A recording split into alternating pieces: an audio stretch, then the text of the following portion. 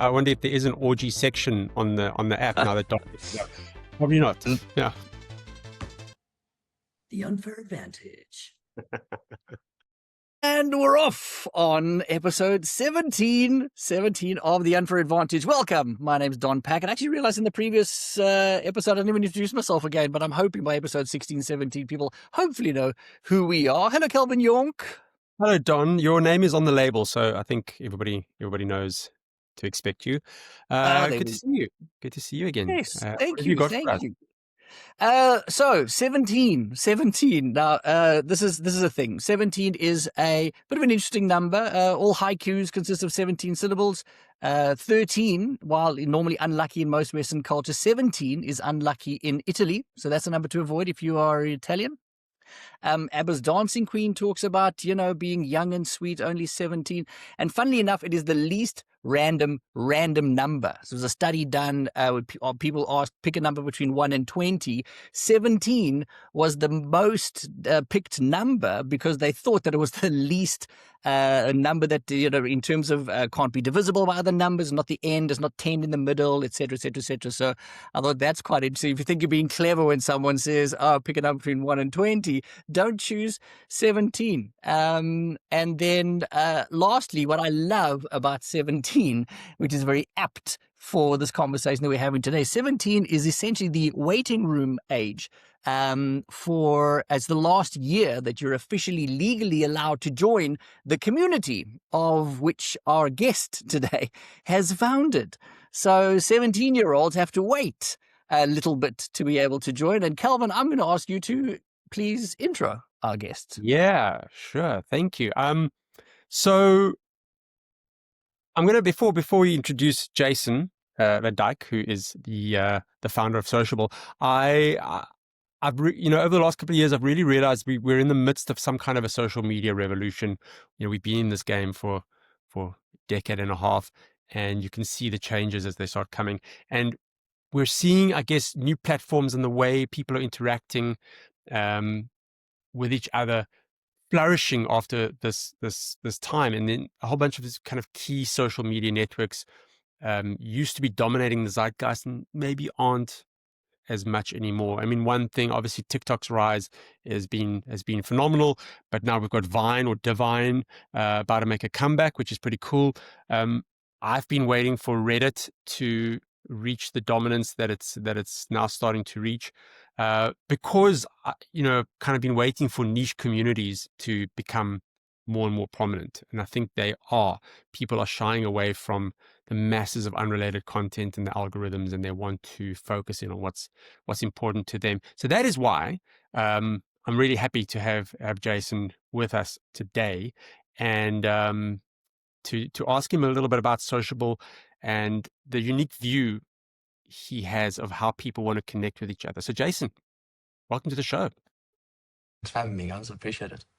Yeah, awesome. Maybe start off by explaining a little bit about what Sociable is all about.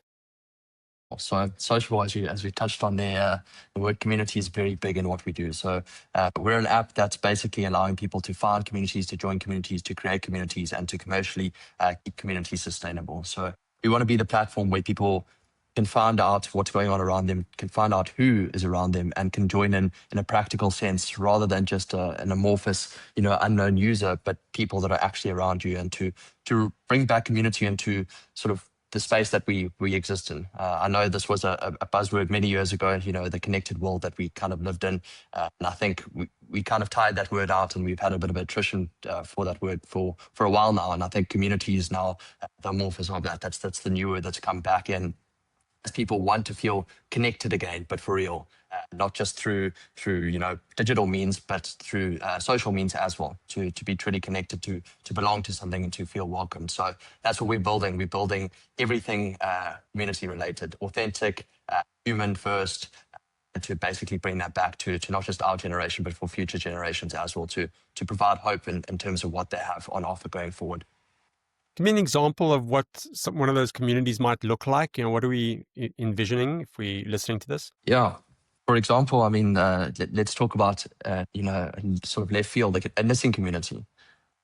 Maybe maybe I'm not into knitting, maybe I've never tried knitting, for example, but, and I never had access to that option or the ability to do so. But maybe someone puts a knitting community up on Sociable, and just through that, suddenly I'm knitting jerseys for my whole family for Christmas and saving money on presents. Maybe that's the case. And that's just a left field example, just to prove the case of, right now we're living in that age of almost safe. As much as we've got access to a lot, we also sort of regress to the mean of what's safe and sanitized sort of in society. What the most people would probably enjoy is what's going to get served to us through the algorithms. And in doing so, we kind of just take that exploration away and sort of guide us into, these are the influences that you need to be listening to. These are the things that you need to be doing. And instead to expand that horizon and to build communities on that. So to allow people to reconnect and opportunities of who they are and what they enjoy across multiple scales. So, as I touched on knitting, but running clubs, you've got, people that are interested in apps and development, it's a whole different subset of people. So just really a case for people to find things that really set them alight, not what they've been, told to enjoy, but truly what really makes them feel, welcomed.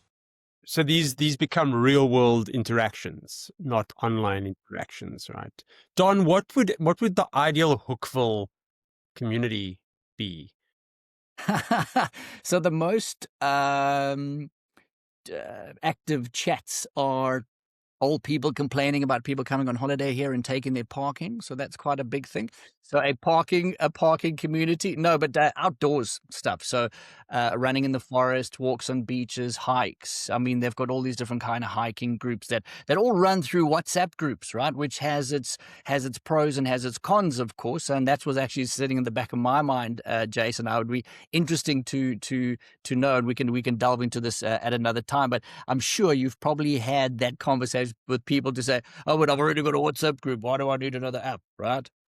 Yeah, for sure. And I think, that's again where we touch on it's to get into a WhatsApp group, you've got to know someone who knows someone. That control of giving you the power back is sort of relinquished.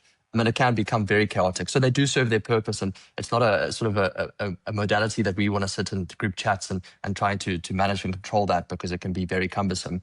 But to give the power back to the person that's enjoying it and sort of the audience, as much as it is to the host and the creator, to allow them to find things that they otherwise maybe wouldn't have. To do it, maybe you land in a city. How are you going to get added to a WhatsApp group if you've just touched down in the city that you're in? Exactly. Dude, just thinking about, so this was born out of Cape Town, right? A bit out of Cape Town, a bit out of Durban. Okay, so interestingly, Cape Town has got such a, and sorry to all the Cape Townian people listening, such a cliquey kind of a, if you don't know someone, you're not going to get involved, pal. So it's fascinating for me that out of half Durban, half Cape Town, but there's this drive to go, because it's exactly that. If someone moves to a place, from anywhere, like how do you get connected? You need to have just one little trigger to be able to go from the next to the next, or have a space to go, I'm interested in social netball or running on the prom or knitting, whatever it is. So yeah, that's really cool. Well done. Yeah, and I think but beyond that, it's not just necessarily, if you've touched down, but also as you evolve. Us as humans, we're not just one thing, you're not just the app guy, you're not just a runner, you're multiple things to multiple different people, and you also evolve over time. So maybe in university, you were one person and your friend group sort of, evolved around that. But now maybe you don't necessarily enjoy what that is anymore. You're looking for something more. It's like, how do you break through from that niche, which can sometimes be even more difficult than not having people? It's having people that you no longer feel are the people that you want to be around, or the communities, or that they don't fulfill the full case of what you want. And, you want different friends for different purposes. So it's really just to give people opportunity back.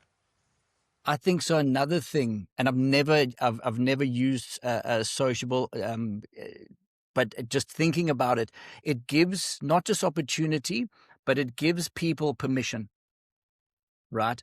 And I think that's also the most important part, because if I say, okay, this is happening, and I arrive somewhere, I don't feel like I'm, walking into someone else's orgy.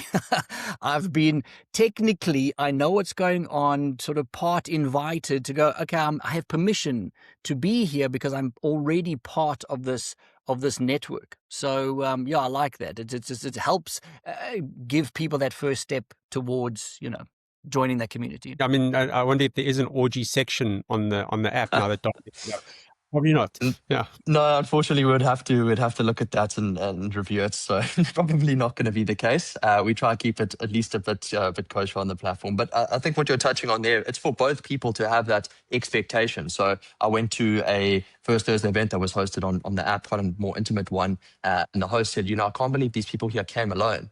I said, I'm surprised that you don't see that, because what you've done is you've allowed them to have that permission, because they know going on the platform that they wanted there. You want these people to come. And so they're arriving and they expect that and you expect that. So it's not an awkward situation of, if it's posted on a sort of another social media, am I welcomed? Is it just for this subset of people? This was set up with clear intention for both sides, and that's met. Yeah. So, Jason, when we first or last time we spoke, you were telling me about your view on attention versus intention and how that potentially is changing interactions these days. Maybe talk to me about that philosophy a bit. Yeah, I'm tracking it more and more and seeing how that's evolving as well in the case. And I think going back to the beginning of this conversation, social medias in the beginning were built for an intent. There was a reason behind it, and it sort of evolved over time.